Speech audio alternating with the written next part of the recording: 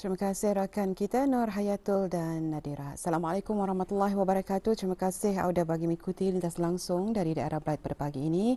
Alhamdulillah kita diketemukan lagi pada hari ini Auda.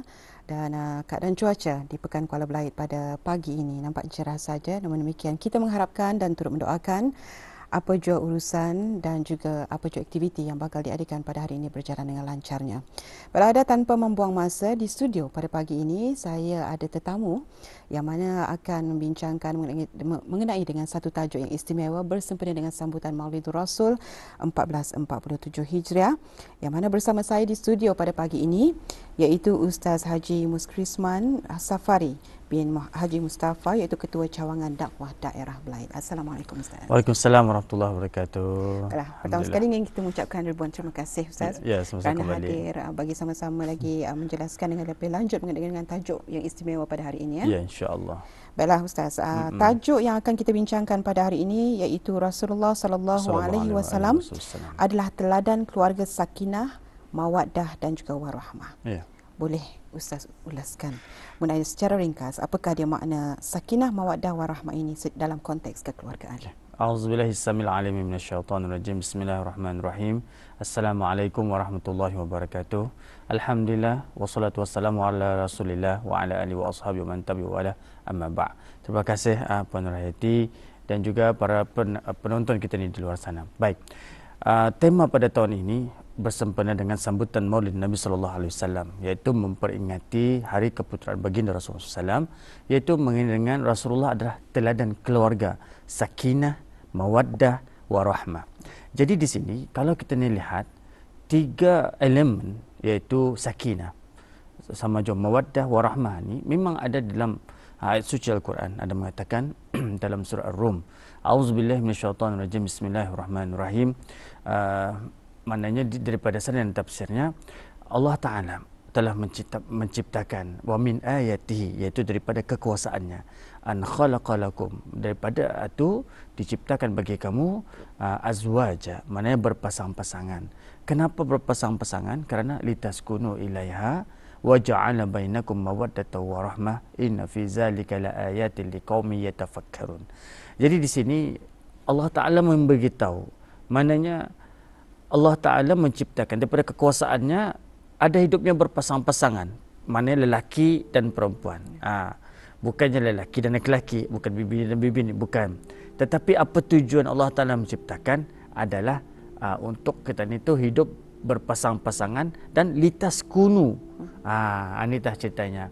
Maknanya untuk untuk tinggal. Sakan ni kalau ikut daripadanya ada pendapat mengatakan maknanya ada hudu ni ketenangan, untuk kita ni tenang. Maksudnya tu bila dalam hidup sudah berumah tangga, yang kita dicari adalah ketenangan. Lepas tu di antara ketenangan tu boleh menjadikan mawaddah warahmah. Mawaddah ni artinya cinta, tapi rahmah ni kasih sayang. Sebab tu kalau pendapat Dr. Yusuf Al-Qardawi, maknanya kalau ada mawaddah ni kan, maksudnya kalau masa time-time baru berkahwinan setahun, beberapa tahun dan sebagainya, itu adanya timbul hubungan zahir dan batin. Mana zahir dan batin ni ialah nafkah zahir dan batin. Tapi kalau setelah rahmah, maknanya sudah mungkin si suami indahkan berupayaan, isteri indahkan keupayaan, maka timbulnya daripada sana rahmah, mana kasih sayang. Jadi sebab itu kenapa perkaraan ini menunjukkan yang mana Rasulullah SAW sebagai satu teladan yang baik. Sebab kalau kita melihat kisah daripada kehidupan baginda bersama dengan isteri yang pertama, mana pertama tu saya katakan macam tu, iaitu Sayyidatina Khadijah. Mana di sini masa kahwin sama Sayyidatina Khadijah itu, Sayyidatina Khadijah ia ada monogami, seorang saja. Maknanya dia kiralah umurnya macam mana, tapi kerana kasih sayang itu timbul daripada sana, dan cintanya Rasulullah kepada Sayyidatina Khadijah, isteri pertama itu, sampai meninggal, maknanya sampai wafatnya istrinya. Lepas itu barulah ada untuk berkahwin bersama dengan Aisyah radhiyallahu anha.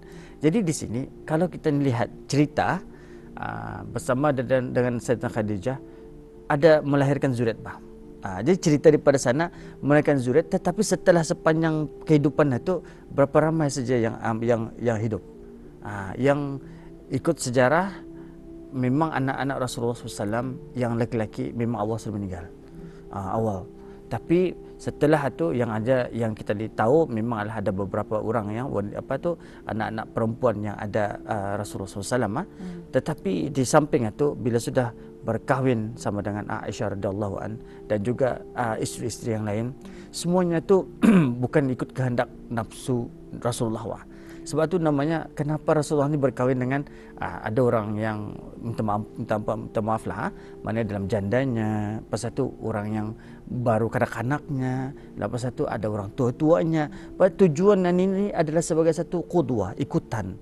Sebab itu daripada sana ada timbul macam ini. Kenapa? Jadi sebab itu Rasulullah SAW kawin-kawinan ini macam ini sebagai satu panduan arah kita ni macam mana kalau kita ni hidup dengan hidup berumah tangga dan sehingganya boleh menimbulkan ketenangan dalam hidup berumah tangga ni, insya-Allah.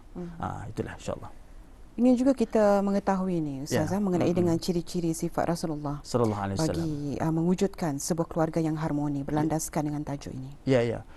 Ya, macam mana? Kalau kita ni lihat untuk melahirkan keluarga yang harmoni ni kan, yang paling penting adalah tahu dengan tanggungjawabnya. Tanggungjawab. Mana tanggungjawab itu seorang lelaki tahu kan tanggungjawabnya, seorang perempuan ataupun seorang isteri pun tahu dengan tanggungjawabnya, dan juga anak-anak yang lain. Tetapi kita ni melihat daripada sini konteks daripada tanggungjawab itu adalah suami dan isteri. Sebab suami dan isteri ini memainkan peranan dalam pembentukan tarbiyah kepada anak-anak ini. Sebab itu Rasulullah SAW sendiri, kita ni lihatlah aspek yang besar dalam kehidupan yang kita dipastikan di sini adalah adanya keegoan itu, bah. Masing-masing ada perasaan ego itu, bah. Macam contohlah kita ni dalam waktu yang singkat ini kita ni bercerita sedikit macam Rasulullah SAW sendiri. Ia adalah seorang pemimpin yang digalati orang, memang sebagai kekasih Allah. Tetapi bila mana sudah masuk di dalam rumah, di dalam rumah itu, maka dalam rumah itu menurunkan derajatnya.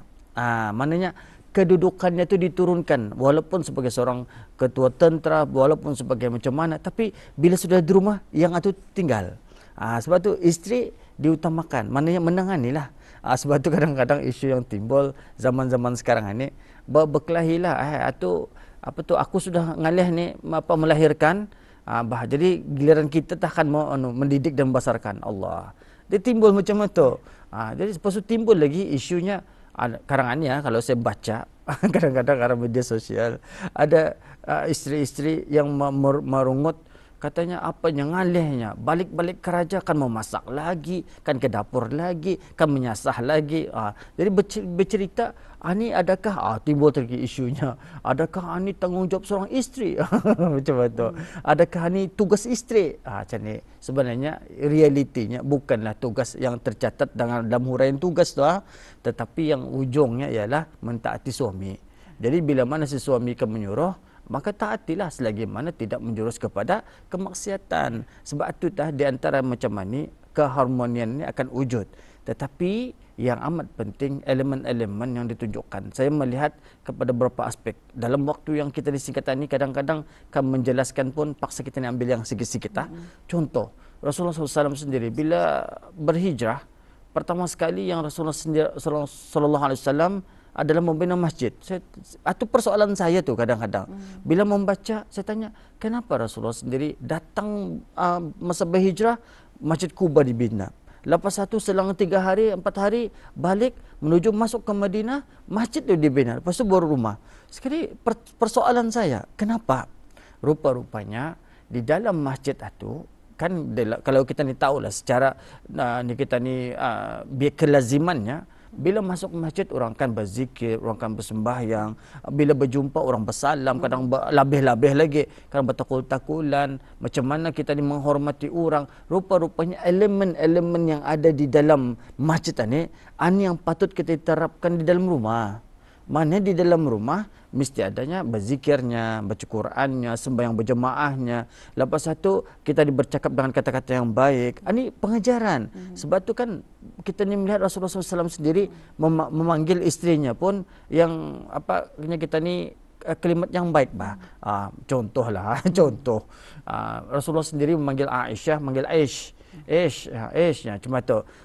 Kalau kita ni awal-awal perkahwinan memang sayang menyayang lah, alai mengalai, abang mengabang.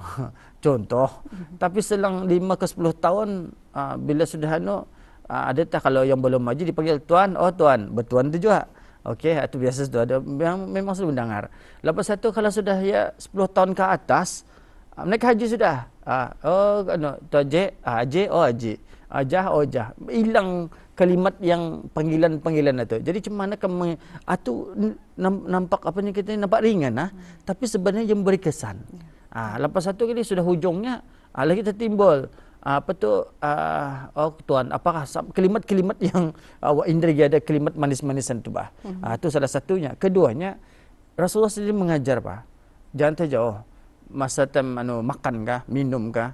Kan pernah Rasulullah sendiri meminum pakai galas yang dipakai oleh Aisyah radhiyallahu anha. Mana bibirnya itu kadang-kadang mungkin di awal masa zaman-zaman bercinta kalau boleh habis tu ni kita ni dia ni tu arah galas satu.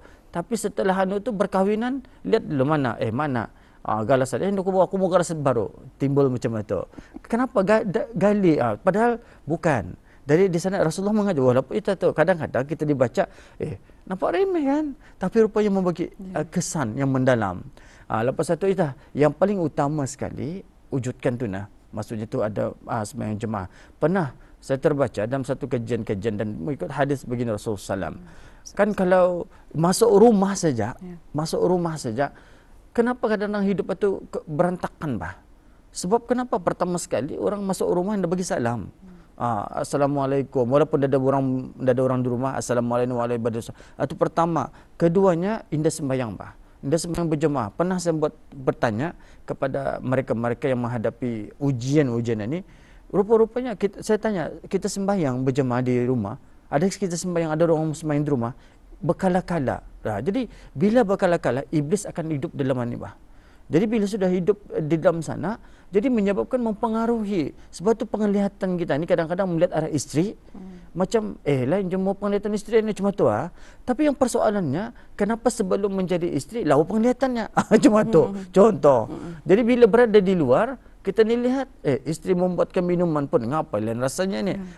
Tapi bila di luar nyaman rasanya berbeza. Jadi di sinilah rupa-rupanya iblis kan kita ni akan berusaha untuk memecah belahkan rumah tangga ni. Sebab itu kita ni mengikut apa yang ditunjukkan oleh baginda Rasulullah SAW. Ingatkan balik dalam Al-Quran surah Al-Fath ayat 4. Kalau cek balik mana Allah yang menurunkan.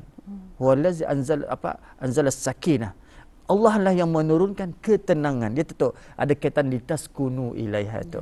Sakinah ni ada ketenangan al-hudu, tapi arah siapa? Arah qulubil mukmin, arah hati kepada orang-orang beriman. Jadi apa-apa pun dalam secara ringkasnya dalam keadaan ini menyebabkan kita ni itu perlu menyerapkan elemen-elemen ini sebagaimana yang kita lihat yang ada dilakukan di dalam masjid. Wallahu a'lam. Ya. Kalau diamat-amati apa yang Ustaz telah menjelaskan tadi, orang merangkumi banyak aspek ni Ustaz. Jadi apakah nasihat dan juga tips bagi melahirkan rasa kecintaan dan juga meneladani sifat Rasulullah sallallahu alaihi wasallam? Pertama sekali ingatkan, kita ini sebagai manusia, Nabi sallallahu alaihi wasallam pun manusia. Tapi hidup baginda pun walaupun dijamin masuk syurga, tapi baginda pun tetap diuji dan diduga dan menghadapi berbagai ujian. Kita ini yang belum tentu masuk syurganya, masuk syurga Allah Ta'ala pun macam mana kedudukan kita ni. Okey, saya ingin mengambil beberapa perkara, kisah dalam waktu yang singkat. Satu yang saya terjumpa adalah bagaimana Al-Ahnaf dan bin Qais memuasatkan anaknya dalam mendidik Al-Walid. Jadi di sini kisah ni saya teringat. Dia katanya macam ni wahai Amirul Mukminin macam mana untuk apa yang begitu, macam mana keadaan anakmu Aku mendidiknya macam ni. ingatkan baliknya, anak aninya macam kita ni sebagai buah hati, pasal tu sebagai tiang belakang kita ninya. Tapi di sanalah kita ni sebagai tanah. Jadi kalau kita ni sebagai tanahnya, jadi kita ni macam kita ni jaga dorongan ni banyak. Apa yang dorong mau kita ni bagilah, tapi ikut kemampuan. Tapi kalau apa yang mereka marahkan, kita ni redailah. Maksudnya janganlah bertengkang leher kan. Jadi insya-Allahnya akan datang satu hari nanti mereka ni akan datang. Mana dengan kasih sayangnya dan akan cinta kepada kita ni. Lepas satu kata jangan jadi sebagai kunci yang baratnya. Macam kita ni boleh balik barat kunci ni. Jadi mereka akan rasa malas, boring, bosan. Jadi maknanya perasaan tu akan berkurang. Okey. Satu lagi saya teringat tadi cantik dia punya nasihatnya. Iaitu salah seorang sahabat Urwah bin Az-Zubair menasihati anaknya. Yang beritahu Urwah bin Az-Zubair ni beritahu katanya ikut macam kedakunya. Aku ni anang bersifatku zuhudnya. Kenapa? Sebabnya ini cantiklah bahasanya. Nya semasa ku damitnya, mana orang akan memandang ke aku ni? Coba tu bahasanya. Tapi sudah aku bahasa raninya, ramai tu orang datang kepadaku. Kepadaku tu maknanya ramai orang datang yang bertanya-tanya dan sebagainya. Jadi katanya tidak ada yang lebih maksudnya tu hina daripada kejahilan kalaulah seorang itu tidak tahu tentang agama. Jadi di sini secara kesimpulan saya akan memberitahu di sini nasihat dan sedikit tips ini mengingatkan kepada kita ni bahawa Rasulullah SAW itu sebagai ikutan kita ni. Maka kenapa kita tinggalkan? Okay, keduanya Rasulullah akan memberi syafaat kepada kita ni kalau kita ingat kepadanya. Jadi ini adalah di antara faktor yang mendorong kepada kita ni supaya dapat mewujudkan kebahagiaan insya-Allah. Dan ketiganya juga lihat sahabat. Sahabat melihat kepada apa yang ditunjuk ajarkan oleh Rasulullah SAW. Dan daripada sana sahabat-sahabatan ini walaupun Umar macam Sayyidina Umar Al-Khattab, walaupun seganas-ganasnya manusia, tapi ingat kita balik masa pernah kan ada seorang sahabat kan bertemu dengan Umar yang kan mengadu ni pasal pasal bininya ni bising. Berkunyahnya, berkurapaknya dia bertantu, bercakap-cakap banyak-banyak, marah-marah. Rupanya bila kan sampai ke rumah Umar, yang mendengar banyak bini Sayyidina Umar pun marah juga. Jadi kan datang kata last kali ia akan balik. Saya akan balik dipanggil oleh Umar. Ya, kemari kenapa apa masalahnya? Indahnya aku datang ni ke mengadu. Rupanya engkau pun sama. Bahasanya mudah. Jadi katanya macam ni, memangnya aku nak balas. Sebab kenapa? Sebab aku tahu isteriku ni dalam keadaan macam ni, dalam keadaan macam ni, maka kita dengar saja lah. Kan ia sudah di rumah macam mana, dia cakap keadaan macam mana. Jadi apa-apapun. Dalam kita ni carilah kita kebahagiaan insya-Allah. Raihlah redha melalui daripada amalan-amalan dan zikir insya-Allah, dan hidupkanlah di dalam rumah kita ni itu sembahyangnya, zikirnya, baca Al-Qurannya insya-Allah. Kalaulah ani kita ni pegang dan kita ni amalkan, ianya akan dapat membantu untuk meraih kehidupan keluarga menjadi sakinah, mawaddah, warahmah. Wallahu a'lam. Insya-Allah. Terima kasih Ustaz di atas penjelasan tersebut.